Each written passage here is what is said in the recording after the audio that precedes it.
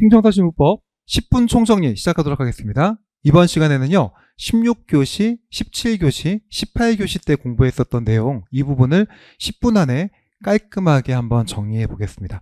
자, 행정심판법이었고 마지막 부분에 해당했습니다. 특히 이쪽에서 중요했던 것은 이제 본안에 올라와서 인용재결이라고 하는, 즉 청구인이 이겼을 경우에 그때 어떠한 효력이 생기는 것인가, 이쪽에 대한 논의로 이어졌던 것 같습니다. 이렇게 공부했던 것이 16교시하고 17교시 내용이었던 것 같고, 그리고 18교시 때 뭐 공부했었습니까? 그죠? 이거는 이의신청하고 행정심판이 어떻게 구별되는 거니? 이렇게 정리가 됐던 것 같아요. 그래서 제가 이쪽에서 좀 정리해 본다면, 우리 수업 때 먼저 16교시 때는 항상 문제가 이렇게 출제가 되죠. 그러니까 문제 제기를 먼저 해주고, 그리고 사안해결로 마무리가 되는 건데, 이때 문제는 이제 기속력에 대한 전반적인 내용으로 이어졌다라는 거 기억하면 좋겠고요.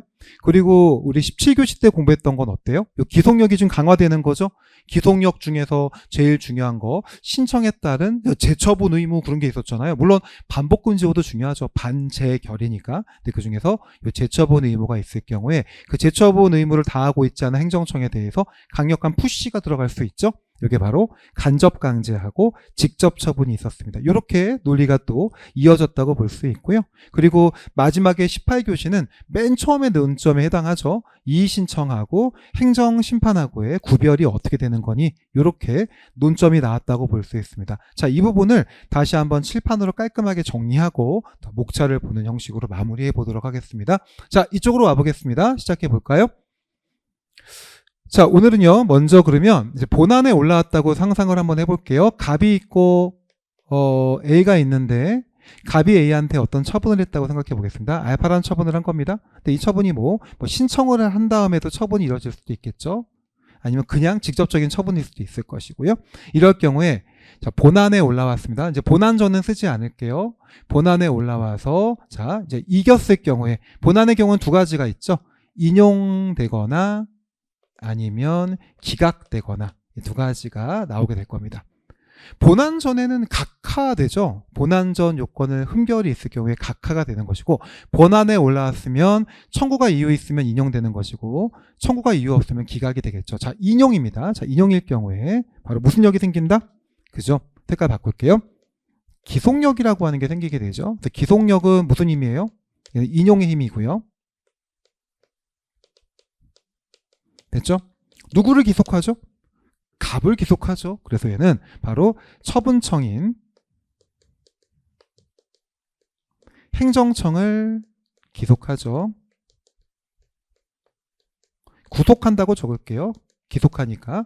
자, 그리고 이 기속력은 어디에 미치냐면은 바로 재결과, 그리고 재결의 이유에 미치는 힘을 얘기하죠. 이렇게 세 가지 정도. 인용의 힘이고, 기각에서 생기는 게 아니고요. 그리고 처분청인 행정청을 구속하게 되고요.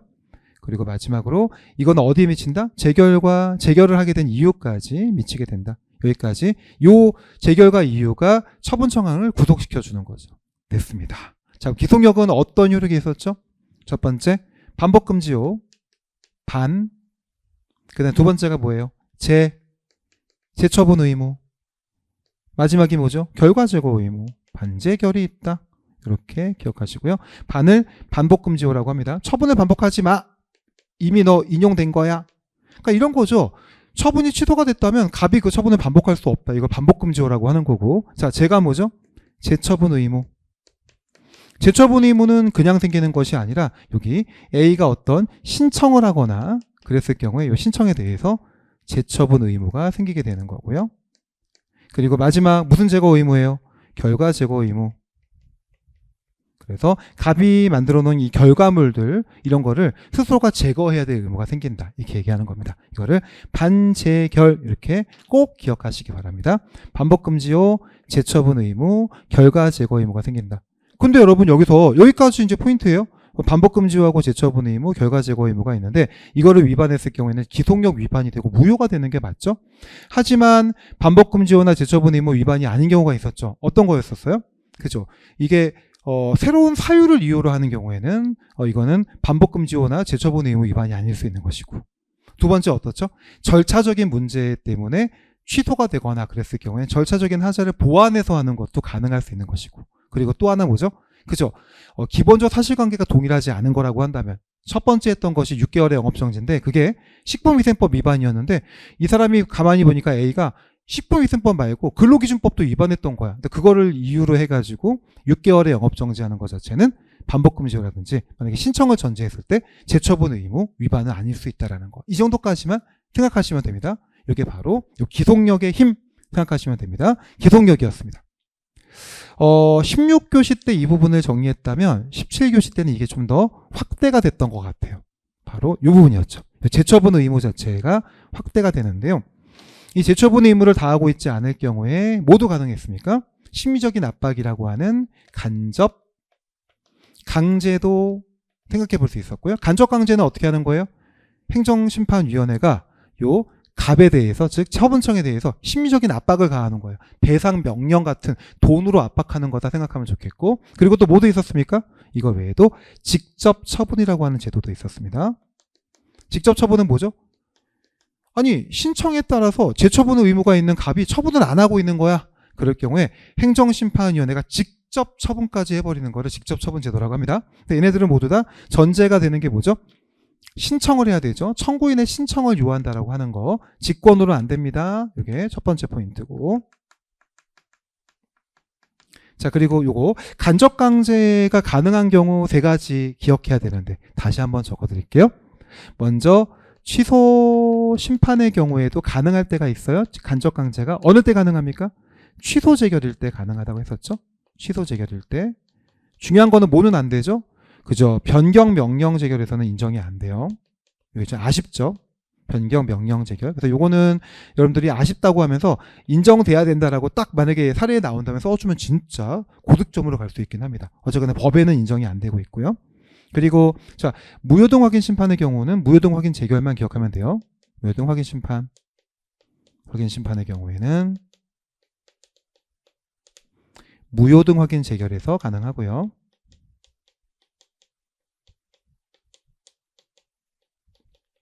자, 마지막으로 의무이행 심판이죠. 자, 의무이행 심판에서는 의무이행 심판 에서는 이행명령 재결에서 가능하죠. 이행명령 재결. 근데 이행명령 재결을 다른 말로 뭐라고 해요? 그쵸. 얘를 처분명령이라고도 해요. 요거는 둘이 혼동될 수 있으니까 이행명령을 처분명령이라고 한다. 꼭 기억해 두시고 변경명령하고 차이가 생깁니다. 이렇게 세 가지의 경우에 가능합니다. 첫 번째 어느 때? 취소 재결의 경우에 있어서 신청을 통해서 간접 강제가 가능하고 또 무효등 확인 재결의 경우에 있어서도 신청을 통해서 간접 강제가 가능하고 그리고 이행명령 즉 처분명령 재결에 있어서도 신청을 통해서 간접 강제가 가능하죠. 됐죠? 이거고요. 자, 그 다음에 이쪽이죠. 직접 처분은 유일하게 하나에서만 가능하죠. 얘는 의무이행 심판에서만 가능하죠. 의무이행 심판에서. 즉 취소 심판에서는 직접 처분이 불가능합니다. 무효등 확인 심판도 불가능해요. 법에 그렇게 돼 있기 때문에 그런 거예요. 그래서 의무이행 심판에서만 가능합니다. 어느 경우? 요거죠. 이행 명령 재결에서 가능하고 그리고 얘를 다른 말로 처분 명령 재결이라고 하죠. 여기까지가 바로 그 16교시, 17교시의 포인트였다고 볼 수 있겠죠.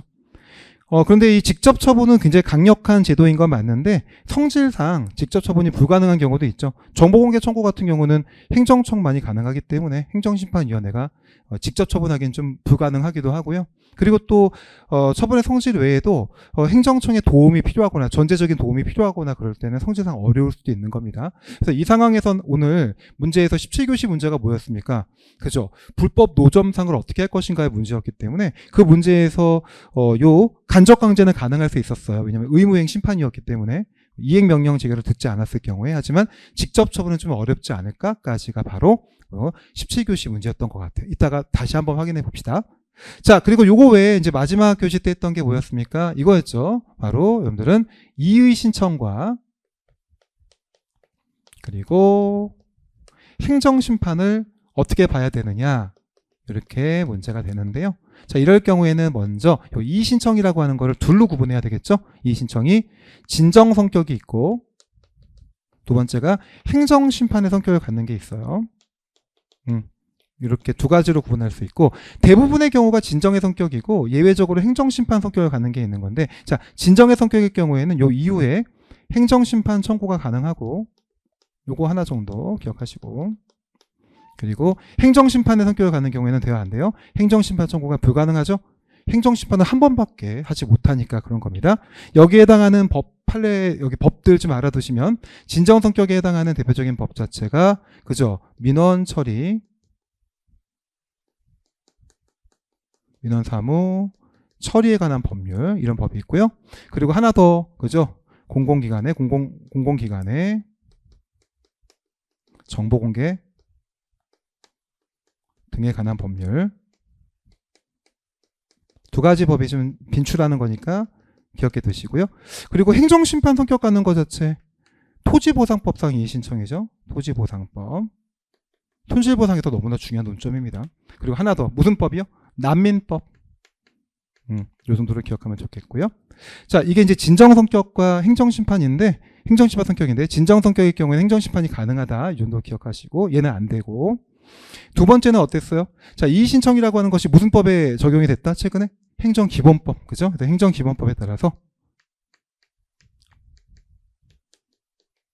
그죠? 이의신청, 요 진정 성격의 이의신청을 얘기하는 거겠죠? 요 이의신청이라고 하는 것 자체를 받은 후에 이 자체가 기각이 됐습니다. 기각 결정을 받았다고 한다면, 그럼 기각 결정 받은 후 며칠 후에? 그죠? 90일 이내에 뭐가 가능해요? 행정심판 청구가 가능해진 거죠.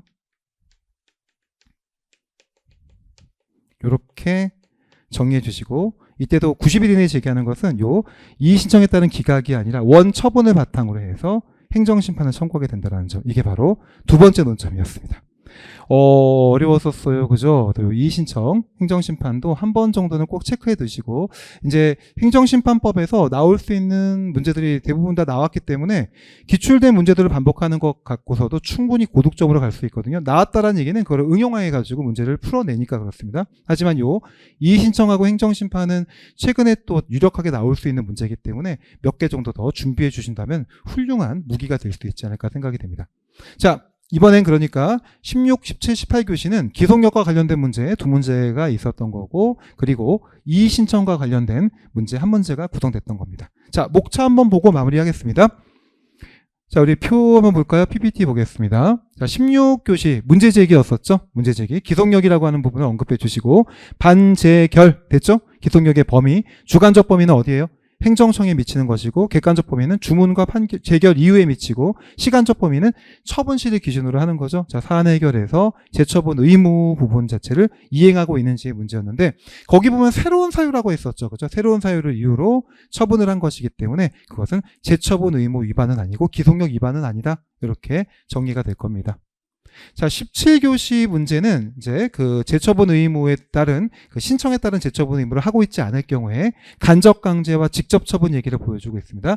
간접 강제, 직접 처분 모두 공히 청구인의 신청을 요한다라고 하는 거, 그리고 간접 강제 부분은 심리적인 압박을 가한다라는 의미, 그리고 여기 배상금 같은 경우도 되게 특이했었죠. 배상금의 법적 성격은 심리적인 압박인 것이고, 그런데 이것이 이행강제금하고 좀 차이가 생겼죠. 이행강제금은 늦게라도 이행했다면 더 이상 부과하지 않지만 이미 부과된 것은 받아내죠. 하지만 요 간접강제에 따른 배상명령은 늦게라도 이행했다면 더 이상 부과하지 않은 건 동일하지만 그거 이미 부과된 것을 받아내지 않고 그냥 뭐죠? 면제시켜주는 특징이 있죠. 됐고요. 그리고 자, 직접 처분의 경우는 의무이행 심판에서만 인정되는 겁니다. 이행 명령, 즉 처분 명령 재결에서만 인정되는 것이고, 그러니까 오늘 이 사안에 있어서는 요 간접 강제나 직접 처분도 모두 가능했지만 성질상 직접 처분하기는 좀 어려웠어요. 그죠? 불법 노정삼에 대한 처리를 행정심판위원회가 판단하기 좀 어려웠기 때문에, 따라서 사안 해결에 있어서는 이 문제는 기속력을 위반하고 있는, 즉 신청에 따른 재처분 의무를 다하고 있지 않은 행정청에 대해서 강력한 간접강제와 직접처분을 논해볼 필요가 있다 해주시고, 간접강제는 가능하지만 직접처분은 성질상 어려울 수 있다, 이렇게 논리를 잡아주면 되는 거였습니다. 자, 마지막으로 18교시 문제는요, 자, 이의신청과 행정심판과의 관계였었죠. 보시면 이의신청의 종류 중에서 진정 성격이 있고 행정 심판 성격이 있고 또 민원 처리에 관한 법률상 이의신청은 진정의 성격이었다 해주시고 그리고 그 부분을 행정기본법이 깔끔하게 정리해주고 있다. 90일 이내에 행정심판 제기가 가능하다 해주시면 됩니다. 자, 오늘 문제는 민원 처리에 관한 법률상 이의신청이었기 때문에 사안을 해결해서 진정 성격의 이의신청에 따른 거부였었던 것이고 그러니까 이 부분은 처분으로 볼 수 없는 것이고 그리고 행정기본법상 이 결정 이후에 90일 이내에 행정심판을 청구하면 오케이. 이게 바로 18교시 문제였습니다. 자, 칠판에 정의했던 것 자체에 이런 기본적인 베이스를 바탕으로 어쨌거나 사례형 문제는 사례를 풀어내는 게 되게 중요하겠죠. 하지만 사례의 결론으로 가기 전에 어떠한 목차를 바탕으로 점수를 확보할 것인가 이 부분이 바로 사례형 문제를 푸는 가장 중요한 포인트라는 점 기억하시면 되겠습니다. 여기까지가 10분 요약이었습니다. 고생하셨고요. 다음 시간에 뵙도록 하겠습니다. 수고하셨습니다.